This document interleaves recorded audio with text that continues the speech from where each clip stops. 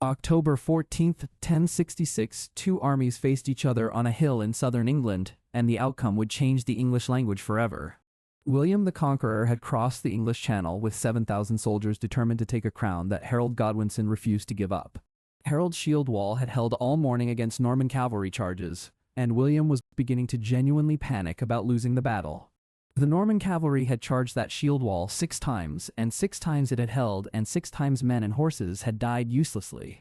The Saxon shield wall was one of the most effective defensive formations in medieval warfare, nearly impossible to break through with cavalry alone. Norman archers fired volley after volley, and the Saxons raised their shields and held, and the hill remained Harold's as the morning wore on.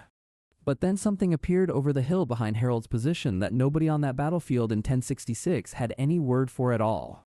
A 73-ton M1 Abrams main battle tank moving at 45 miles per hour toward the most important battle in English history. The Saxons on the rear of Harold's formation turned and saw something the size of a great hall moving across the ground making thunder. This is the story of what happens when the most powerful land weapon ever built arrives at the battle that created modern England. The Battle of Hastings was not just a military engagement, it was the moment that determined what language you are hearing these words in. Harold received reports from his rear guard about something approaching from behind and dismissed them as panicked exaggeration from frightened young soldiers. The tank crew crested the hill and looked down at a medieval battle being fought exactly as it appeared in their history books. The M1 Abrams weighs 73 tons, fires a 120mm cannon, and moves faster than any horse alive in 166. Through their thermal optics, the crew could see every soldier on both sides of the battle with perfect clarity across the entire battlefield. William had sailed from Normandy with 7,000 soldiers, cavalry, archers, and infantry in the largest invasion of England since the Romans. Harold had just won a brutal battle against Viking invaders at Stamford Bridge, and marched his exhausted army south to meet William immediately.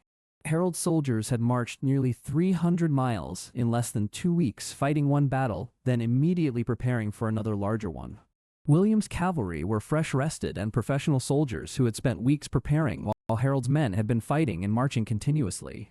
Harold had chosen the high ground, wisely forcing William's cavalry to charge uphill against a wall of locked shields, a genuine tactical masterstroke. By midday, William had failed 6 cavalry charges, and his commanders were beginning to question whether the shield wall could ever be broken at all. Harold watched William's 6th failed charge with growing confidence. His shield wall had performed exactly as he had planned and trained it to do. The M1 Abrams turbine engine produces a sound unlike anything in the medieval world, a mechanical roar that carries for miles across open countryside. The tank crew assessed the situation. They had stumbled into a major medieval battle, with no orders, no mission briefing, and full ammunition. The commander looked at the Norman cavalry through his thermal optics, and recognized immediately that this was the Battle of Hastings from his history class. The Abrams carried 40 main gun rounds, a coaxial machine gun with 4,000 rounds, and a commander's machine gun with 1,000 more. The commander told his crew where and when they were, and there was a long silence on the intercom, followed by a single word. He made a command decision, and it was not based on politics or history, it was based on who fired first in this engagement. William ordered his 7th cavalry charge, gathering his remaining knights into a formation that he hoped would finally break through the Saxon line. The Abrams began moving down the hill toward the battle, and the sound of its turbine engine reached both armies simultaneously across the field. The Saxon rear ranks heard the sound first, and turned from the battle they had been winning to look at what was making it. Saxon warriors who had faced Viking berserkers without a single flinch began backing away from the mechanical thunder approaching their rear positions. Harold turned his horse and saw the Abrams, and his face showed the expression of a man whose entire understanding of the world just cracked. The Norman cavalry charge stopped halfway up the hill when their horses refused to continue toward the mechanical roar horses' no wrong sounds. William watched his cavalry stop, and then watched something appear from behind the Saxon line, and had no framework for what he was seeing. The Abrams reached the flat ground between the two armies, and both sides stopped fighting and simply stared at it in complete total silence. For perhaps 30 seconds, the Battle of Hastings simply stopped, and 10,000 soldiers stood in silence looking at a machine none could explain. A Norman knight rode slowly toward the Abrams lance, pointed forward, attempting to do what knights did: identify the enemy and engage it directly. The tank fired a warning, burst into the ground in front of the approaching knight, and the horse turned and bolted away instantly. The knight landed in the mud, looked back at the tank, made the decision any sensible man would make in that situation, and stayed down. The Saxon shield wall that had held all morning against 6 cavalry charges collapsed within 2 minutes of the Abrams appearing not from Norman assault. Harold shouted orders and grabbed soldiers and pointed at the Normans, but his army was not running from Normans, it was running from the tank. Without the shield wall, Harold was exposed, his tactical advantage gone, his army scattered across the English countryside in every available direction. Harold did what revealed he was a king. He drew his sword and rode toward the tank alone, because kings simply do not run. Harold rode to within 20 meters of the Abrams and stopped, and the tank was also stopped, and for a moment nothing happened between them. The tank commander opened his hatch and climbed out and stood on the hull and looked at Harold Godwinson, King of England, face to face. They had no shared language. Harold spoke Old English, the commander spoke American English, and they stared at each other for a very long time. The commander pointed at Harold, then at the Norman army, then made a questioning gesture, and Harold looked at him for a long time thinking. William watched Harold meet with whatever had come from behind, and he began calculating the way that survivors always calculate before anyone else does. William ordered his army to hold position and wait, and his commanders thought this was wisdom, but William was simply buying time to think. Inside the tank, the crew watched through their cameras as the commander attempted to communicate with the King of England in the field below. The commander returned to the hatch, had a brief conversation with his crew, and made a decision that would define the rest of this battle. The Abrams turned toward the Norman lines, and when Norman horses heard the engine growing louder, they began doing what horses do near engines. 7,000 Norman soldiers watched their cavalry horses panic simultaneously, and the most disciplined cavalry in Western Europe became a confused mass.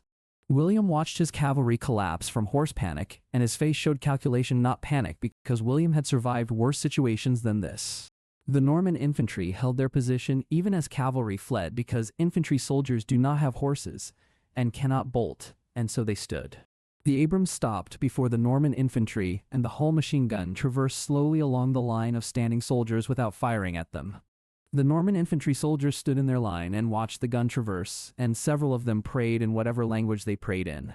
William did what Harold had done. He rode forward alone toward the tank, because William had spent 30 years learning that leaders go first. William approached with his hands visible and no weapon drawn, because William the Conqueror had not survived this long by being merely brave. The commander climbed out again and faced William the Conqueror, and both men were immediately aware that they were in the presence of someone serious. William pointed at the tank, pointed at his army, pointed at Harold's scattered forces, and made a gesture that needed no translation at all. The commander nodded once, and William nodded once, and something was agreed between them in the wordless space between two very different centuries. The Abrams drove to the center of the battlefield between both armies, and stopped its engine, and simply sat there between William and Harold. Harold watched the tank park between the armies and understood what it meant. The battle for England would not be decided by shield walls today. Both armies began reorganizing themselves at a distance from the tank like two fighters stepping back to assess what has changed in the fight. Harold rode among his scattered soldiers, rallying them with the specific authority of a king who has faced impossible situations before today. Saxon warriors began drifting back toward Harold's position, picking up their dropped shields, because a king on a horse is a powerful magnet. William reorganized his forces, carefully keeping cavalry well clear of the tank, knowing that horses near that engine would be useless to him. Both sides reformed at distance, and the tank sat in the center of the English countryside like an impossible referee at the worst sporting event. A Norman archer approached the tank and fired an arrow at it, the way medieval soldiers test unknown things by attacking them with available weapons. The arrow bounced off the armor, and the archer looked at his bow, then at the tank, then slowly walked back to his position. A Saxon warrior struck the hull with his battle axe. The axe bounced off, and the warrior looked at his hands for a long moment. Inside the tank, the crew watched both sides test their armor on cameras and maintained the patience of people who know they are completely safe. Harold and William both watched their men test the tank, and then looked at each other across it, and the look exchange needed no translation. The afternoon light was changing, and the battle that was supposed to end English history by sunset had become something nobody had planned for. The commander climbed back out and gestured to both Harold and William, simultaneously calling both of them toward the tank at the same time. Harold rode from one side, and William from the other, converging on the tank, facing each other for the first time across the battlefield. 3 men from 3 completely different worlds stood together in front of the tank in an English field and tried to determine what happened next. They had 3 different languages between them and no shared words, and yet somehow the communication that happened was clearer than most treaties. The commander drew in the dirt, because drawing works across languages. He sketched the hill, 2 armies, the tank, and then drew a question mark. Harold looked at the diagram and nodded, and William looked at the same diagram and nodded, and both men looked at the commander waiting. The commander drew two options: fight with tank involvement or negotiate without him, and drew a circle around the negotiate option clearly. Harold and William both looked at the circled option and then looked at each other with the specific assessment of two very intelligent men. Harold had the better defensive position, William had the better rested army, and the tank was an unknown factor that neither side could control. Harold made a clear gesture. He pointed at the ground beneath him, then at his crown, and held up two fingers for William to see. William responded by pointing at the coastline, then at himself, then at the ground, and holding up one finger, and both men began a negotiation. The commander watched two kings negotiate in gestures and body language and recognized what he was watching without understanding a single word spoken. The negotiation continued for 20 minutes in gesture and expression, and it was the most important conversation nobody could hear or understand. Harold's advisors came forward and whispered urgently in his ear, and Harold listened briefly and then turned back to William with a different expression. William's advisors whispered urgently in his ear. William listened briefly, then turned back and continued the negotiation exactly as before, without any change. Harold and William reached some agreement, both men nodding and making gestures toward their armies, and then toward each other slowly and carefully. Both armies watched their kings complete whatever agreement had been reached, and each army read the scene differently, because armies always do. Both armies began moving slowly toward the center, where the kings and the tank were, and nobody was running, and nobody was charging. The commander climbed back into the tank and closed the hatch and started the engine, and Harold and William both watched it start up again. The Abrams moved away from the battle site back up toward the hill it had appeared from, and both armies watched it leave silently. Harold and William stood where a battle had been planned and watched the tank crest the hill and disappear, and then stood in silence together. When the tank was gone, Harold and William turned to face each other without any modern mediation, and the old situation returned between them. The tension returned because nothing had changed. Harold was still king. William still wanted the crown, and armies do not disband because of gestures. William made a final offer gesture, and Harold looked at his army, then at the Norman army, then back at William, and was completely quiet. Harold shook his head slowly, and William nodded once in understanding, and both men rode back to their armies because kings also have limits. Both armies reformed, and the hill became a battle site again, and the agreement had failed, and the Battle of Hastings was about to resume. But the Abrams reappeared on the hilltop, its engine sound reaching both armies simultaneously, and both sides stopped reforming and looked up again. The Abrams sat on the hill with its engine running, watching both armies below, and neither side could quite bring themselves to charge past it. Soldiers on both sides looked at the tank on the hill, then at the enemy, then back at the tank again, doing the same mathematics. That night around Norman campfires, soldiers told stories about the metal demon, and each retelling made the thing larger, louder, and more terrifying. Saxon soldiers told different stories, calling it a thunder chariot or a metal giant or a sign from their gods that the battle was cursed. A Norman priest who witnessed the tank from distance wrote Rome a letter that night his superiors would never know how to answer properly. Peasants in nearby villages heard fragments of the story and created explanations that bore almost no relationship to what had actually occurred. Future historians studying the accounts of Hastings would find a strange gap in the record, a period where all accounts became contradictory. The person commissioned to create the Bayeux tapestry would later stare at their design and struggle with a section that no known symbol could represent. The tapestry would show something at Hastings that scholars would debate for centuries, whether it was a carded demon or a mistranslation of nothing. William wrote his own account of the battle that night and crossed out the section about the metal demon 3 times before leaving it blank. Harold wrote to his sister mentioning a sign from God that had changed the course of everything, and would not elaborate any further than that. The next morning, both armies remained in the field. The tanks still sat on the hill, nobody had slept well, and everything had changed somehow. Soldiers on both sides pointed at the tank on the hill. Some said it guarded Harold, others said it watched William, some said absolutely nothing. William sent scouts cautiously toward the tank on the hill because information is always more valuable than assumption, even in the 11th century. The scouts approached the silent tank, touched it carefully. One knocked on the hull with his lance, and the solid metal sound confirmed everything. The scouts told William the thing was metal throughout. It did not breathe, did not respond, and it sat on the hill like stone itself. William made a new tactical plan incorporating the tank sitting on Harold's side of the hill, which changed what the tank's presence meant entirely. If the tank was on Harold's side, then Harold had an ally whose nature was unknown, and unknown allies on high ground required different tactics. Harold also sent men to the tank, and the tank remained silent and unresponsive to Harold's gestures, and Harold updated his own interpretation. Harold began to understand that the tank was not his ally, it was simply there, and its presence was its entire meaning on that hill. An unknown power on the hill changes everything about the field below it because nobody will commit fully when they cannot account for what watches. Both armies spent the second day in cautious positioning and limited skirmishing because neither side would commit fully with the tank watching from the hill. The tank did not win the Battle of Hastings, it prevented the Battle of Hastings from being the thing it was supposed to be. In this alternate Hastings, the England that emerged would be different not because the tank fought but because it made both sides think longer. Harold and William both left the battlefield changed men because they had both seen something that made their armies look like what armies actually are. When unlimited power watches a limited conflict without fully intervening, it changes the nature of that conflict without changing the final outcome.